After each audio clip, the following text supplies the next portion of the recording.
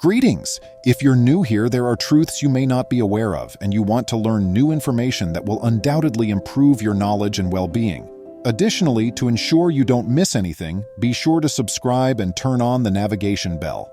Welcome to USA Stories channel. Do not forget to subscribe and activate the bell button to receive all new updates. Now let's go to the story. Dale Hufford was traveling to see his longtime buddy Mike Peters in Laubental, Germany for the Christmas season, via plane from his hometown of Baltimore. Dale, who considered himself quite the urban adventurer, was eager to see the strange pipes that Mike had informed him about. The pipes were located in a secluded forested area close to his house. Mike had told tales of his woodland exploits since he was a child growing up in the home in the tiny village, but he had never ventured inside the pipes himself. Suddenly, Dale felt both exhilaration and terror as the jet approached his destination. However, how could he have known that his journey into the forest and beneath the surface would lead to an incredible story with hidden riches and, ultimately, a run-in with the law? Even after the lengthy travel, Dale was giddy with excitement to be there at last. Following some brief small conversation, he quickly moved on to scheduling an inspection of the location. Mike continued by telling Dale that he thought the pipes were a part of something that was located far below the surface of the forest, since there were clues of a possible building visible everywhere in the vicinity. When he was a kid, he had played there, but it had been clearly forbidden to go too near. They were blissfully oblivious that, as they packed for the trip and potential overnight stay, they were setting the groundwork for unthinkable changes in their lives. The two massive pipes loomed in the gloomy afternoon light, quiet and watchful. Their metal jutting from the earth was striking against the background of the woodland. Dale felt a chill go down his spine when he saw the menacing twin mechanical troops.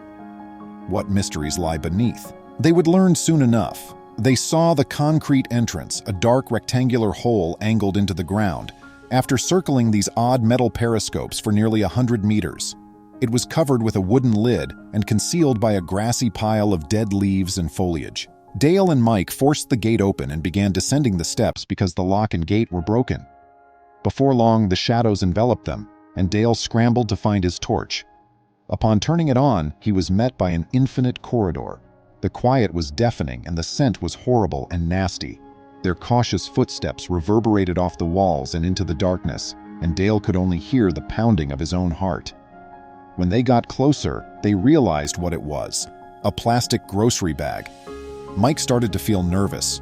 Who knew what or who may be down below, waiting for them in the dark?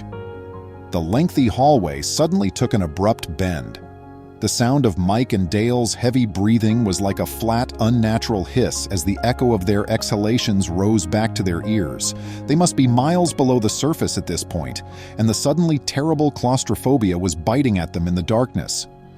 The wall had random-looking holes in it that appeared to have been pounded with a hammer. Dale's skin crawled at the notion of someone down here, in a forgotten bunker, deep beneath, swinging a hammer. He didn't know why. Suddenly, he felt the impulse to turn around and escape, but it was too late. They sighed as they turned the corner, praying it would lead to nothing. Once their goal was completed, they would have the justification they needed to stop the terrible plunge and flee back to the door. However, it wasn't a dead end. Now that he was below, surrounded by darkness, Dale's imagination wandered to every horror story he had ever heard, released loose and full of fresh life. What was waiting for them outside the door? He made an effort to control his imagination because this was a setting where it was easy for it to go wild. Given the genuine danger they were going to encounter, he needed to be extremely cautious. Suddenly, they were in another tunnel, and Mike slid, sending waves of still water lapping at the thick walls on the opposite side. His crazy flashlight beam shot out in a single second, revealing a dark shape of someone crouching on the far wall before it fell into the water. He shouted and struggled desperately to escape. Now agitated, the water shook uncannily back and forth, spewing invisible gas clouds. They hadn't packed respirators and hadn't anticipated to encounter these damp, lonely apartments. They were reeling from the fear as the air became increasingly dense. Even the villagers were unaware of the underground entrance, and rumors of live ammunition had kept curious kids and wandering teenagers away. What mysteries would the two discover there, silently lurking amid the rot and ruins? What our daring urban explorers had witnessed alarmed them. Their senses were suffering from the quiet and the feeling of being isolated from the outside world. They had been in the dark for what felt like hours now, and it was undoubtedly night up above in the world of natural light and pure air that was now a distant memory. Had it been a trick of the light, or was there someone else down there with them in the dark? They had to leave one way or another. They fled at the thought of a crazed, gibbering madman hiding in the dark, flooded chamber. They decided to flee. Dale began to see spots and sparks in his peripheral vision, which eventually developed into the shimmering, hallucinogenic waves of an aura migraine. His blood pressure was continuing to rise, and his brain was beginning to become oxygen-deprived. Mike was feeling the same way. His pulse was racing due to his legs felt like lead as they pushed him in the direction of the exit, and his chest pounded with an erratic throb. Dale abruptly halted in the middle of his run and pointed his torch toward a dark water pool up ahead. Though he could no longer tell, he was certain that they were continuing in the same route as before. Below Earth, navigational senses were rendered worthless, and the only means of guidance along the identically looking tube was a flashlight. His heart fell knowing they were gone. Then he noticed a wink in the wet room's corner, a glimmer that caught the light and reflected back into his retina. Now disoriented and losing all sense of reason, Dale hesitantly began to wade toward the spot he thought he had seen it. Mike rushed to stop Dale as he saw what he was up to, but he was too weak to resist. He stared helplessly from the moist ground as he slid down the entryway. Dale sank to his knees in the foul-smelling water. With a flashlight clenched in his teeth, he deliberately splashed to the furthest corner where a mound of rubble rose jaggedly from the surface. It was very cold, with little pockets of warmer water swirling about him. Once more, there it was, an object flashing back at him from the muddy waters. Dale's mind cleared from the shock of the cold water, and he began to reason his way through his thoughts. The flooded rooms had been farther down the lengthy corridor on a level that was lower by a step. They must have turned at a junction further down because they were lost. His instincts led him to head west, trying to locate the intersection where he'd made the mistaken turn. They so went back till the sound of the water trickling stopped and the sulfurous odor began to fade. They knew they were getting near when they abruptly noticed the yellow door resting on its side and the doorway. Their hearts were filled with hope as they turned and eventually arrived at the lengthy hallway. They sprinted ferociously forward, seeing only the pale light of the entrance in the distance as a sign of freedom. Dale and Mike hurried up the steps and emerged from the bunker, taking deep breaths of the clean air while resting their hands on their knees. It was nighttime, and through the trees they could make out the dim glow of the stars. They were nearly in tears of relief to see their familiar backpacks, which they had abandoned at the door. To gather their breath, they collapsed upon the lifeless foliage. Dale then recalled the reward he had discovered. Dale had no idea that there was a quest for gold from World War II on in the area, and tales of it had driven one specific treasure hunter crazy.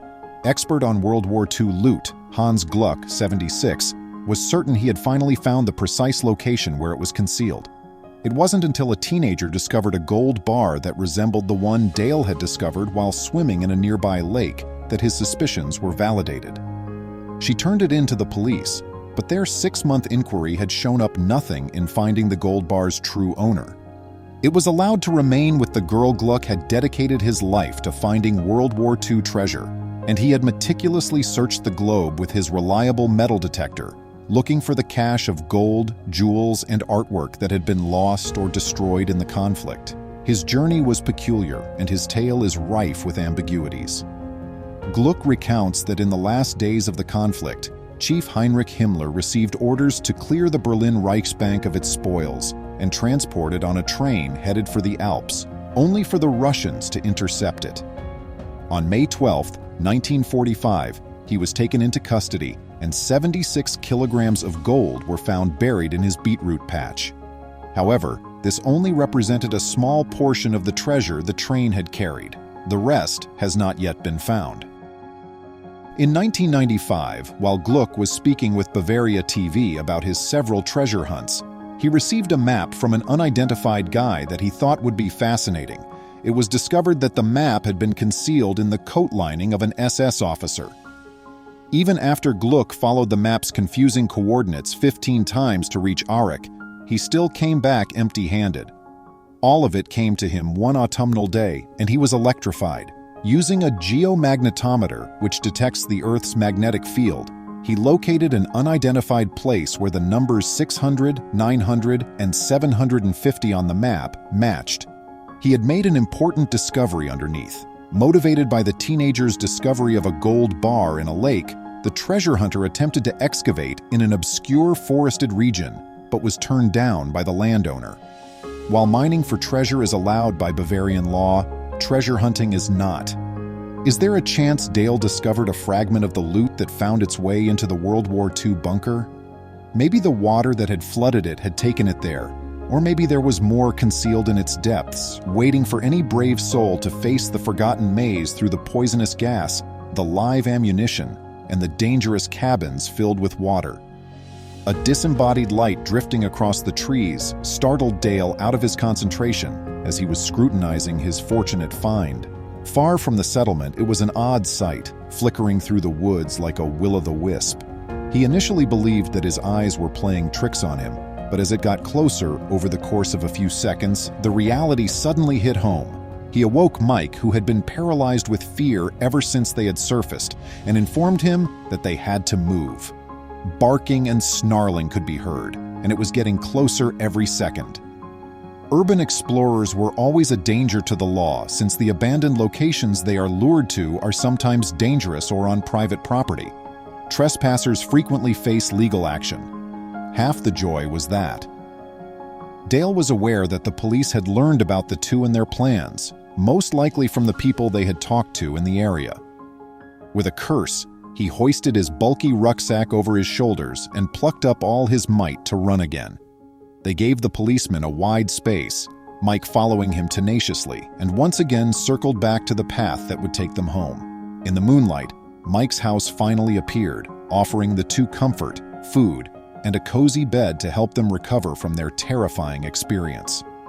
They stumbled inside the doorway, set down their bulky backpacks, and made their way to their separate rooms. As he thumbed his priceless find, Dale laid in bed that night, images of lost riches and gold racing through his head. Although Dale was ecstatic with his discovery, Mike insisted that he turn it in to the police. Before long, Dale knew he had no other option. With a sad heart, he turned it in and said that he had discovered it in the forest, leaving out the part about how he and Mike had broken in and investigated the deserted bunker in the forest. The cop, Dieter Fischer, was taken aback. They had shown him a shining bar of gold, and his eyes had widened in amazement.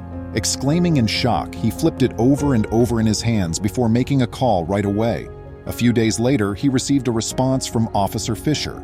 After a thorough inspection, the bar was found to contain 500 grams of the finest gold. However, what was its value? Experts place its estimated worth at an astounding $18,000. He couldn't claim it as his own right away, much like the adolescent girl who had discovered a similar tavern. He had to wait to see whether the owner could be located. But the bar's identifying number was vandalized, making it challenging to figure out where it came from. Recalling his first taste of riches, Dale was itching to go back to the subterranean bunker, but Mike was not having any of it. What if there had really been someone living down there, doing who knows what in the dark? Mike trembled while he remembered the squatting figure that had been in the flooded chamber. They'd been very stupid to even try such an adventure, and it was not safe. As untrained urban explorers, they might have easily been overcome by the hazardous vapors they had stirred in the water and died from a lack of oxygen. It is possible that they fell and were hurt underground with no one nearby to assist them. There were countless risks. At that point, Dale made the decision to watch the video he had recorded using a GoPro instead. Upon careful examination, and for a brief while, he managed to distinguish the outline they had seen. However, the light quality was really low, and it may have been a trick of the light reflecting off the water and the damp walls. However, the gold was genuine. He sincerely hoped that the owner would not be found. The vision went fuzzy and blurry right at the moment when he believed he heard a small child giggling. He considered it strange because the recording did not include any other oddities. He suddenly heard it. A faint but distinct tinkling of laughing. Chills ran down his spine and a prickle started on his scalp. He didn't discuss it with Mike, but at that point he made up his mind never to go down into the bunker once more, into the chilly concrete and lead below earth, into the maze-like passageways and hidden mysteries. Not for all the gold in the world, of course. Who knows what lurks down in the abandoned bunker, waiting to be discovered by a daring person. Armed with strength, a flashlight, and maybe a close friend who will venture past the silent twin pipes that guard their secrets and descend into the forgotten labyrinth and the ruins of time.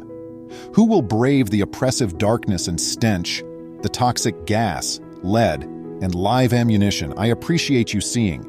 Would you kindly like and post the video on social media? We'll respond to you as soon as we can. Please remember to subscribe to our channel, give us a thumbs up, and turn on the notification bell so you won't miss any of our videos. If you enjoyed the tale, the next video that plays on your screen will probably move you too.